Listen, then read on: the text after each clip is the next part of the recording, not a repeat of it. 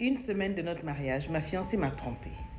Mais ensuite, elle a regretté et elle a voulu revenir lorsqu'elle a réalisé que comme cadeau de mariage, je lui avais acheté une magnifique maison. Et si vous écoutiez un peu l'histoire pour comprendre. Donc, on s'est rencontrés avec elle, on était amis au lycée. Elle sortait avec un gars qui était visiblement toxique. Tout le monde le voyait, il la faisait marcher, il la faisait galérer et tout et tout. Mon Dieu, elle pleurait tout le temps avec ce gars. On voyait, mais bon. Et moi, j'étais quand même amoureux de cette fille-là depuis des années, depuis des années.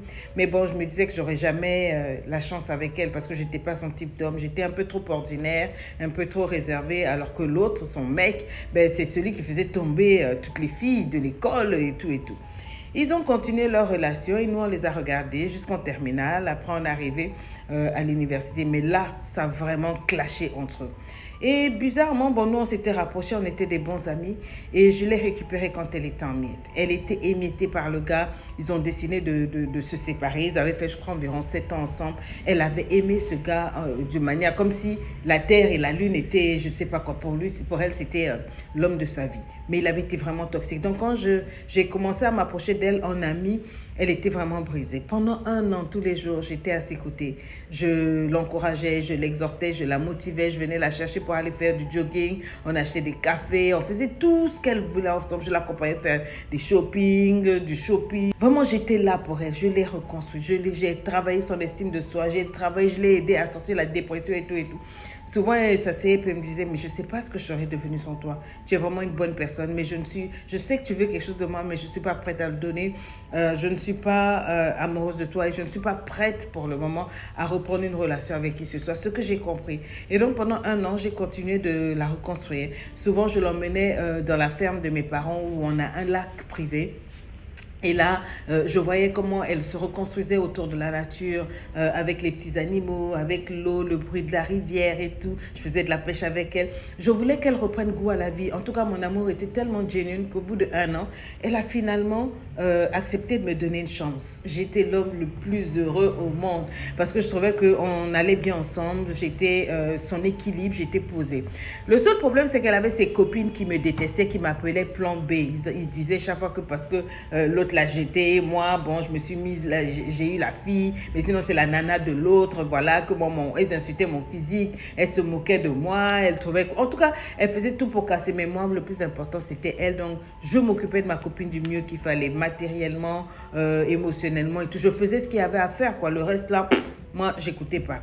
Et puis, au bout de 2 ans de relation, je lui ai demandé sa main en mariage. Elle a accepté. Alors là, j'étais sur la lune, j'ai plané, j'ai dit waouh, je vais épouser la femme de mes rêves, la femme de ma vie, la femme de mon enfance.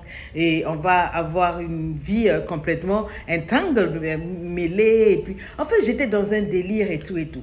Et donc, on préparait le mariage, tout ça. Et pendant qu'on préparait le mariage, bon, elle était aussi enjouée, hein, elle était heureuse. Moi, je pensais qu'on avait tout réussi, que notre relation était la meilleure. Et du jour au lendemain, quand on a fixé la date du mariage et qu'on a commencé les préparatifs, elle m'a dit elle voulait s'organiser une nuit d'enterrement de jeune fille. Bon, ils avaient prévu ça à 1 semaine du mariage. Moi, ça m'attristait beaucoup. Je lui ai dit, ah, t'es sûr, moi, je ne me vois pas organiser ces choses-là. Normalement, c'est les hommes qui organisent ça. Mais vous, les filles, vous avez fait quoi? Elle a dit, non, vraiment, on va voyager, on va aller dans l'autre ville avec mes copines et puis on va s'amuser et tout et tout. C'est la dernière soirée de jeune fille de célibataire. Donc, tout et tout. Bon, j'avais pas à cœur de lui dire non. Quand elle a pris son billet et qu'elle est partie, moi, j'ai pris mes économies et je suis allée. Je savais la maison de rêve qu'elle avait. À force ça me rappelait quand elle avait eu ses dépressions, là, je l'emmenais chaque fois chez mes parents et je savais que ça, c'était son rêve, ça. Qu'on ait une maison privée dans un tel endroit luxueux, bien décoré, tout et tout. Donc, j'ai pris toutes mes économies que mes parents m'avaient données. J'ai acheté cette maison-là pendant qu'elle était partie en vacances. Mais bizarrement, dès qu'elle est partie, elle ne m'appelait plus. Je lui envoyais des messages, je l'appelais. La nana, elle répondait pas. Donc, j'étais un peu inquiet. Bon, je me suis lancée dans les trucs administratifs pour la maison. Vraiment, je me disais que la nuit de noces, j'allais lui donner les clés et puis tout et tout. Je savais que ça, c'était son rêve.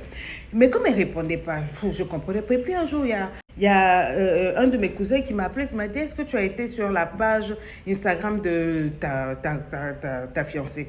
J'ai dit, je vais aller faire quoi? Est-ce que j'ai le temps? Il dit, je pense que tu devrais y aller. Ah ouais? Je vais sur là-bas. Et bien, vous savez quoi, ma fiancée avait posté une photo d'elle avec son ex qui étaient sur place là-bas et puis ils étaient en train de s'embrasser. Je l'ai appelé, j'ai fait la capture d'écran, je l'ai appelé. Là, elle a décroché. Je lui ai dit, mais je viens de voir ta photo avec l'ex, là, ton ex avec qui tu as été pendant 7 ans qui t'a détruite. Est-ce que tu vas bien? Elle a dit, oui, je vais bien, tout ça. Et puis, bon, je veux te dire qu'en réalité, je ne veux pas me marier avec toi. Toi et moi, c'est fini et tout et tout. J'ai été choquée, j'étais blessée. Je ne savais même pas quoi penser. Je lui ai dit, non, tu blagues, on se marie dans 3 jours. Elle a dit, non, non, je blague pas, c'est fini et tout. Et demain, je rentre et puis je te ramènerai ta bague et tout et tout. J'ai dit que tu es sérieuse. Elle m'a dit, je suis sérieuse, je ne veux pas. J'ai dit, ok. J'étais content de moi parce que je me suis dit, je ne vais pas m'étaler devant elle, la supplier et tout. Si elle ne veut pas, elle ne veut pas. Et surtout qu'elle a publié la photo, là, ça veut déjà tout dire. Pour moi, les carottes sont cuites. Je suis repartie chez tous les prestataires, j'ai annulé. J'ai pu récupérer mon argent en quelques jours. Le lendemain, quand elle est arrivée, elle n'est même pas venue elle-même. Elle a envoyé une de ses copines, elle a mis la bague dans un petit carton comme ça, dans une petite pochette. On est venu, on a sonné, on m'a remis, on a dit ça c'est pour toi. Les copines là sont moquées de moi. J'ai récupéré ma bague, j'ai dit c'est pas grave. Elle aurait même eu au moins la décence de me rencontrer pour au moins remettre. Bon, ça veut dire qu'elle ne me considère vraiment pas. Les filles ont dit, tu vois, on t'avait dit que tu n'étais pas son genre et tout et tout. J'ai dit c'est pas grave. Le jour du mariage, donc, qui était prévu, j'ai pris mes amis, on est parti au niveau de la maison que j'avais achetée. Elle était toute belle, mes amis étaient contents, ils avaient leurs copines là, tout et tout.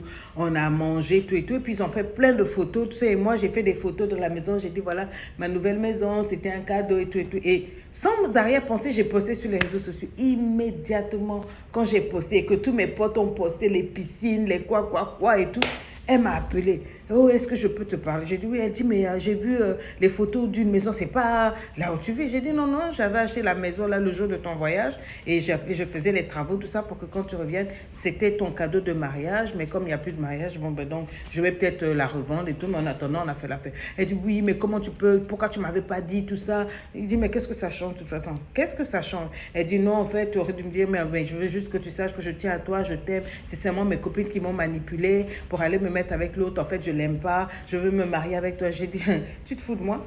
Tu m'appelles parce que tu viens de voir que tu as perdu une maison de rêve. Tu viens de te rendre compte que moi, là, tu pouvais faire de moi tout ce que tu voulais, je t'aimais. Et maintenant que tu vois que tu m'as perdu, tu veux me manipuler, pas question. Tu es une grande fille, ce ne sont pas tes copines qui t'ont blagué, c'est toi-même et tu es comme ça et je ne veux pas t'épouser. Elle disait, mais non, mais comment tu peux dire des choses comme ça? Pardonne-moi. Elle a commencé à pleurer, à tout. J'ai éclaté de rire, je lui ai raccroché au nez. Les amis étaient là, mais c'est comment tout? Elle dit, non, comme les photos sont sorties de la nouvelle maison et tout, elle fait revenir, regarde, allez, mettez-la à la poubelle, c'est quoi ce genre de femme-là? On a fait la fête et tout, ses parents m'ont appelé pour dire, est-ce qu'on peut pas arranger? Je leur ai envoyé la photo de la... J'ai fait une capture d'écran de sa photo et de son texte qu'elle a mis sur Instagram, là. En réponse au coup de fil de tous ses parents, j'ai dit, ne m'appelez plus, voici votre nouveau beau-fils. J'ai balancé les photos partout. Quand les parents ont vu ça, ils ont dit que, ah là, c'est vraiment gâté. J'ai dit, on peut blaguer avec tout, mais pas avec tout le monde. Moi, je suis là, je suis tranquille, j'ai mon argent, je sais que je trouverai la femme de ma vie. À vous cette histoire, j'espère qu'elle vous édifie.